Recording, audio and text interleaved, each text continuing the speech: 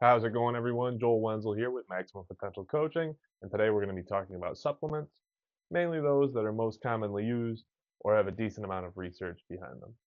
Buckle up because it's going to be a longer one today. Let's start with one of the most widely used supplements in fitness, protein powder. Now, there are a variety of different types, but the ones you see the most often are whey, casein, and plant-based powders. Whey protein is very popular due to its rapid digestion and absorption into the body, as well as its strong amino acid profile. These factors make it a great choice for a post-workout protein source.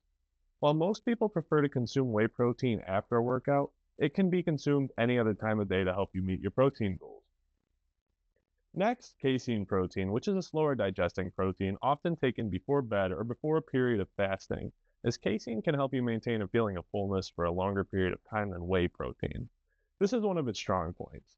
Some people do experience side effects like bloating, gas, or stomach issues from whey and casein, and if you're lactose intolerant, you're likely going to want to choose a plant-based protein instead, as casein and whey are both derived from milk.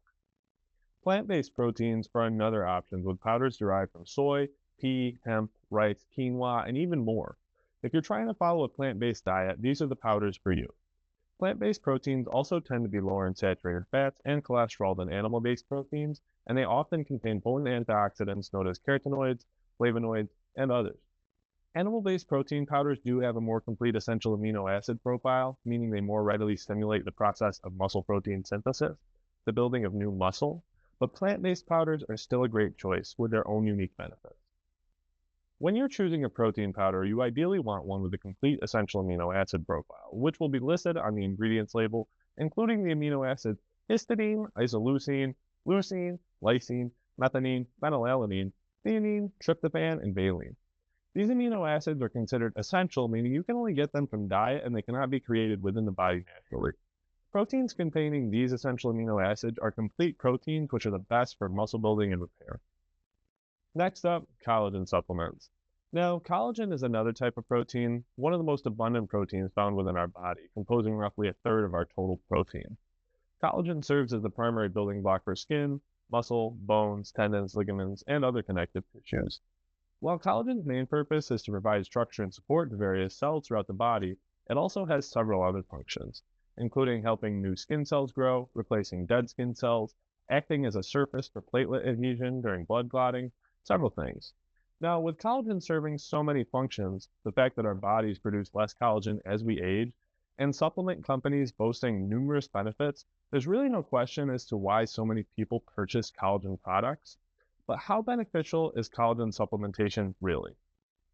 Many collagen supplement labels claim that their usage promotes healthier hair, glowing skin, while also reducing skin wrinkles. But as of 2025, current research on collagen yields mixed results. Some studies have shown promising results like improved skin health and joint function, but results are unfortunately varied and inconsistent, leaving us without a definite conclusion.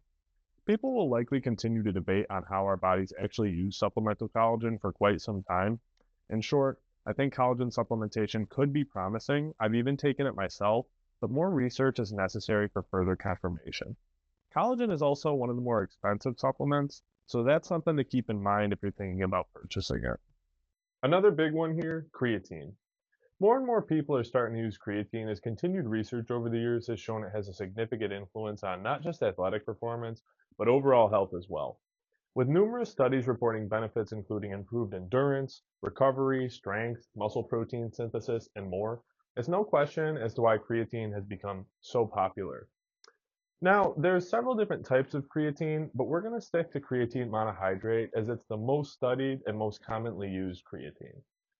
When creatine first started gaining popularity in the early 1990s, misuse gave creatine a bad reputation. Many believed that even low levels of creatine usage could cause kidney and liver damage.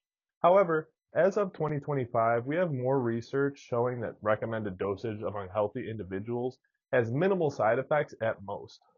Further analysis is always going to be beneficial, but current long-term research on creatine is pretty solid and its benefits go beyond sports performance, with improved neurological health being reported as well.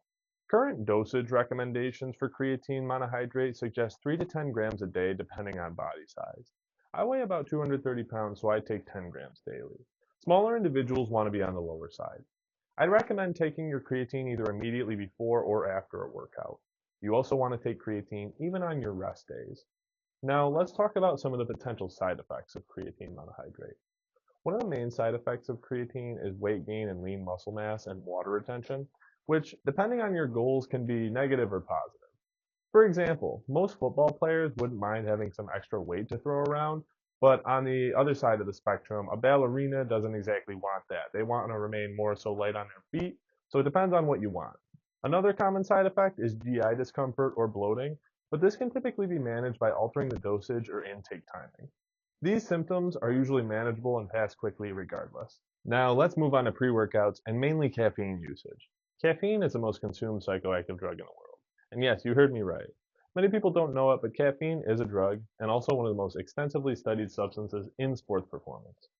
Caffeine has been found to enhance both cognitive and physical performance, and it's the driving ingredient in most pre-workout formulas. Now, most people use caffeine to give themselves a boost of energy at the beginning of their day, or they'll use pre-workout before a training session as caffeine boosts alertness and masks symptoms of fatigue.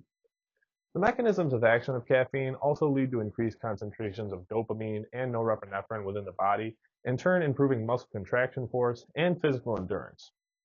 Caffeine also boosts your metabolism, enhances fat oxidation, while also suppressing appetite.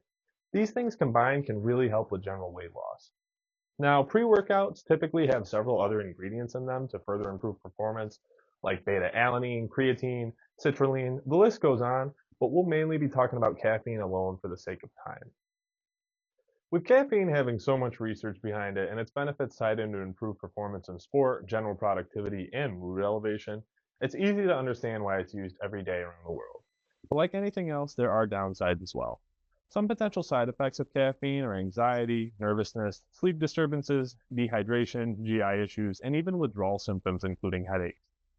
The increased heart rate and blood pressure that can come with caffeine usage is potentially problematic for individuals with pre-existing heart conditions as well. Things can get hairy with caffeine because it's very easy to go overboard with. Like many other drugs, you can build a tolerance to it. Because of this, many people find themselves continually dialing up the dosage to achieve the same effect. It's very important to cycle off caffeine every 4 to 6 weeks, stopping all use for at least 1 week. This way, you're not going to have to keep dialing up the dose, and you'll also give your body a well-needed break. You can also gradually reduce your dose instead of just abruptly stopping if you've been using regularly for a long time. That way, you're less likely to experience withdrawal symptoms. Getting down to actual dosage recommendations, we're looking at about 3 to 6 milligrams per kilogram of body weight. But use discretion as the correct dose will vary person to person. Some people are hyper-responders to caffeine, requiring less. Some people are non-responders, requiring higher amounts. I recommend starting as low as 100 milligrams and working your way up to see what feels right for you. Regardless of the amount you take, I wouldn't recommend taking any caffeine within 8 hours of bedtime, as you'll increase your chance of sleep disturbances. And, by the way, it may not be the most effective, best pre-workout, but it certainly is the cheapest: black coffee. Now, let's talk about multivitamins and joint formulas. Starting with multivitamins, people take these if they aren't getting enough essential vitamins from their diet. And while they can help fill the gaps, they're by no means meant to fully replace a well-balanced diet. Despite many labels claiming that they can promote a healthy heart, among other things, there's little to no research supporting this. While some individuals like pregnant women, vegans, or people with specific health conditions may benefit more from a multivitamin, it won't benefit most regular people who are already maintaining a well-balanced diet. Excessive use of multivitamins can also cause vitamin toxicity. And in terms of joint formulas, the scientific evidence supporting their potential benefits is also mixed and non-conclusive, but some research suggests that both glucosamine and chondroitin, two common joint formula ingredients, could reduce joint pain and improve function. Regardless, I wouldn't go sprinting out the door investing in joint formulas or multivitamins unless you have very specific needs or your doctor recommends them. Next, green and fruit powders are another popular supplement choice, as most people see them as a way to conveniently fit produce into their diet.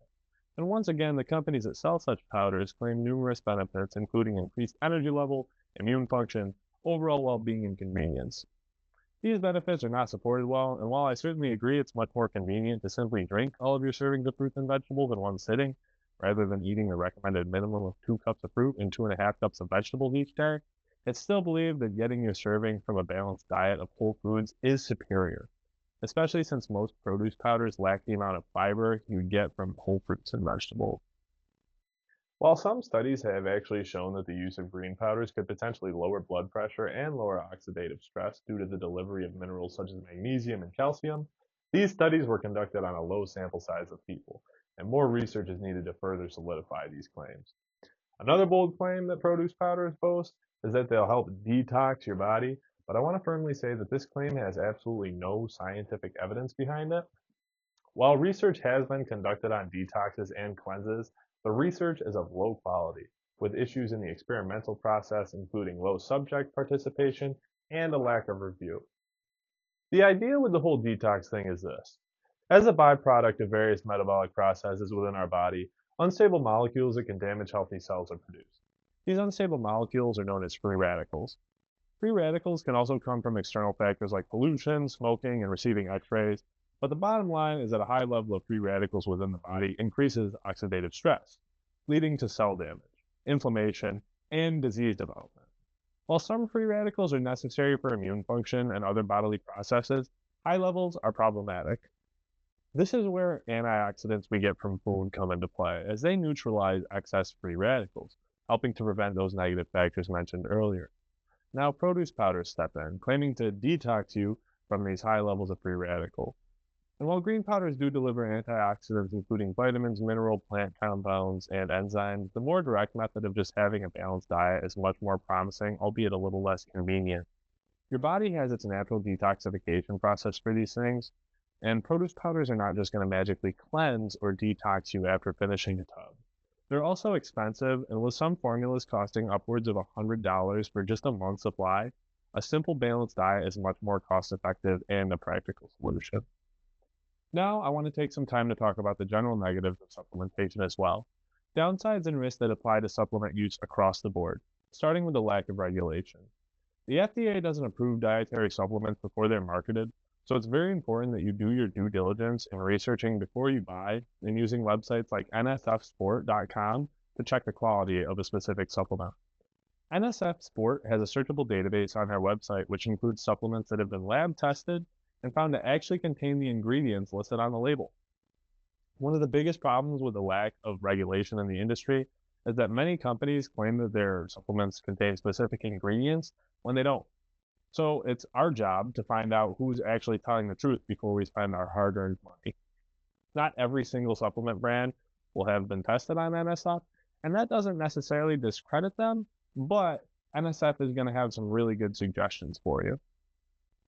You also want to choose supplements with the least amount of unnecessary additives like artificial colors or fillers and avoid proprietary blends, as this is something supplement companies put on their labels to avoid disclosing individual ingredient amounts.